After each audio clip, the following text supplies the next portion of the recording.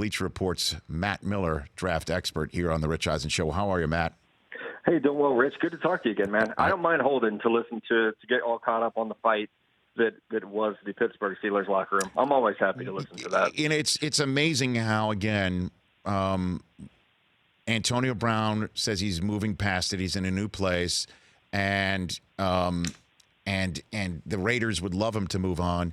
But clearly there's some sort of animus towards a guy that does not appear to have a single reason, a bone in his body to have animus thrown in his direction.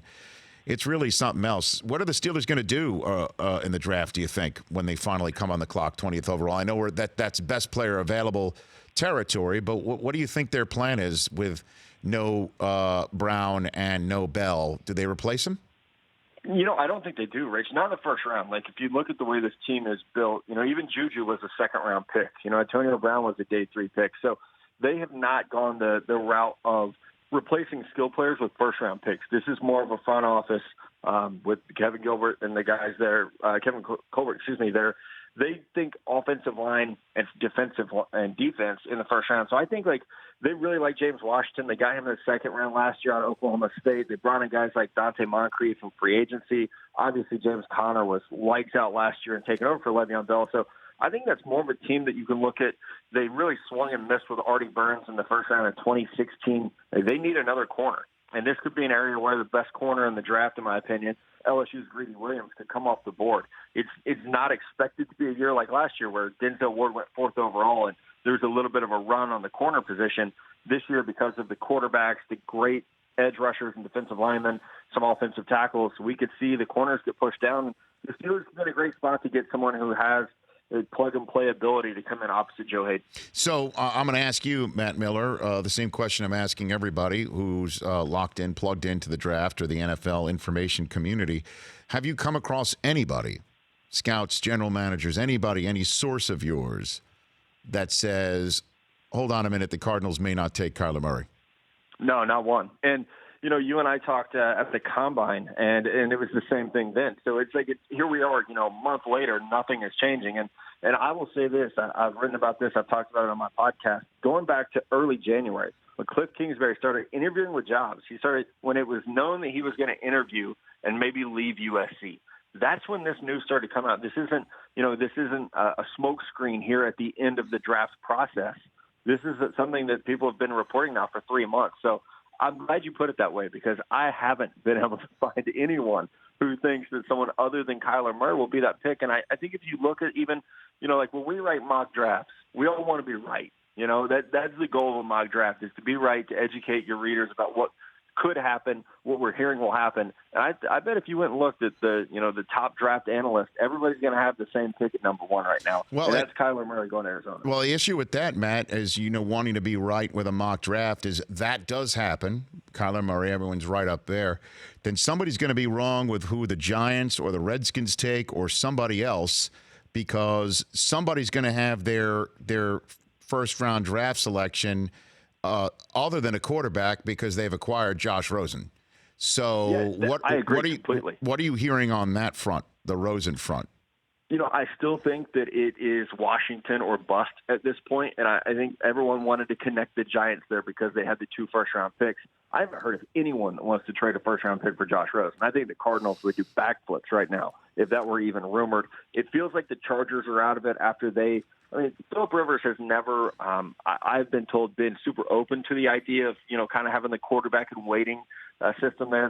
They signed Tyrod Taylor to a decent deal as backup. It really feels like it will be Washington. And for a number of reasons, they need to win quickly, or Jay Gruden's going to be looking for a new job.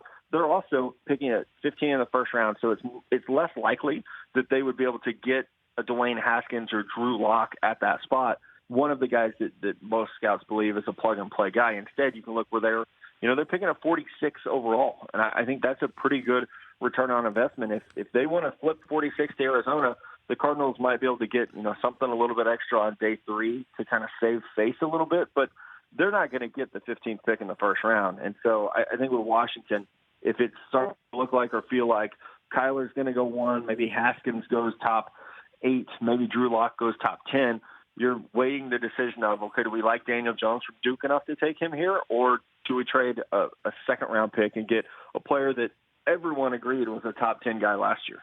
Matt Miller of Bleacher Report, draft compadre here from my Bleacher Report community. Again, you can listen to us, brlive.com, every single day. His Stick to Football podcast can be also gotten throughout the Bleacher Report platform. On your mock draft, you do have Haskins going to the Giants at 6, Drew Lock going to the Broncos at 10, and Jones to the Redskins at 15. Again, that's where one of them might pop up somehow and take Rosen there, because that trade's going to have to be announced almost hand in hand with the drafting of Murray, so the Cardinals can use a draft choice in short order. And then I'm seeing on your mock draft, you've got Ed Oliver going to the Packers at 12th overall. I think the Packers and all their fans will hit their knees every night between now and the first night of the draft that you are right there. I'm hearing Oliver's top 5 potentially because of how much people love him and comp him with Aaron Donald. Why do you have Oliver falling to 12? What are you hearing? Yeah, just that, he kind of gets stuck with that tweener label. I love him as well. He's a top 6 player on my rankings. I think we're overthinking him a little bit because he got hurt this past year and didn't have great production, but he was one of the few players, like we hear, like, oh, he was double teamed. Ed Oliver was legitimately double teamed. At times he was triple teamed and had to play nose tackle at Houston because they needed him to play and plug the middle of that line. So I wouldn't be shocked, Rich, if he goes 4 to Oakland. But I think there's also a lot of conversation about players like Rashawn Gary. Where does Quentin Williams go? Where does Devin White go? And unfortunately, when you have a lot of good players in that same kind of tier, someone has to fall.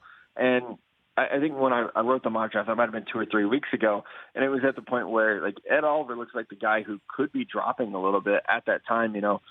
He's a great athlete. I don't see the Aaron Donald comp. I think he's more of like a Gerald McCoy or a Geno Atkins, who are still really good players. And he should be. He should be a top 10 pick. But someone has to fall, especially if we see a run on quarterbacks, like you said, if Drew Lock goes 10 and Dwayne Haskins goes 6, which even now that's starting to look a little outdated. But if that happens, some good players are going to have to fall there. What's the wildest rumor you've heard to date, Matt? Well, I thought, Kyler Murray rumor seemed wild a month back. I think right now probably the craziest talk is that Drew Lock from Missouri could be a top 5 pick at quarterback, and it could be the second one drafted. So ahead of Dwayne Haskins, who I think a lot of folks have felt like, he is going to be the number 2 quarterback off the board and maybe even, compete with Murray for a true number 1 grade. But I think there's a lot of like for Drew Lock because he had a great Senior Bowl process. He's a 3-year starter at Missouri, so maybe a little more pro-ready than someone like Haskins, who was just a 1-year starter at Ohio State and didn't play in, not quite an NFL-style system. So Drew Lock moving up right now is probably the most exciting rumor that there is. It's kind of a dead period right now with teams being in draft meetings. Guys don't have a lot of time to, hop on the phone and chit-chat about the draft. Just the one thing that I'm last thing for you here, Matt, and I'd love to get your 2 cents on it. My guy here, Brockman's been pounding the table on this a little bit too, and I just want to start delving into this in terms of what's a crazy rumor or a wrinkle, for the lack of a better phrase, that would throw this whole thing, this chessboard up in the air. Certainly when you're talking about Locke being a top 5, is why are the Raiders meeting with Murray and having dinner with him, and they brought Haskins in? Why are they doing that if Antonio Brown and Derek Carr are kind of like the new stepbrothers? They're all tight now. What is that all? Is Gruden just a tape quarterback grinding junkie? I mean, what do you make of all this, Matt? Man, Mike Mayock better than anybody in the world. You probably have the answer before I do. No, I mean, I don't know. I mean, right? Mike definitely loves evaluating people, and he would evaluate all positions. Yeah. So I don't know even if really it's his last call here. But if Derek Carr is the guy, if he's your guy, and you're committing to him, and why do you spend the time on these prospects? I think you can call it due diligence.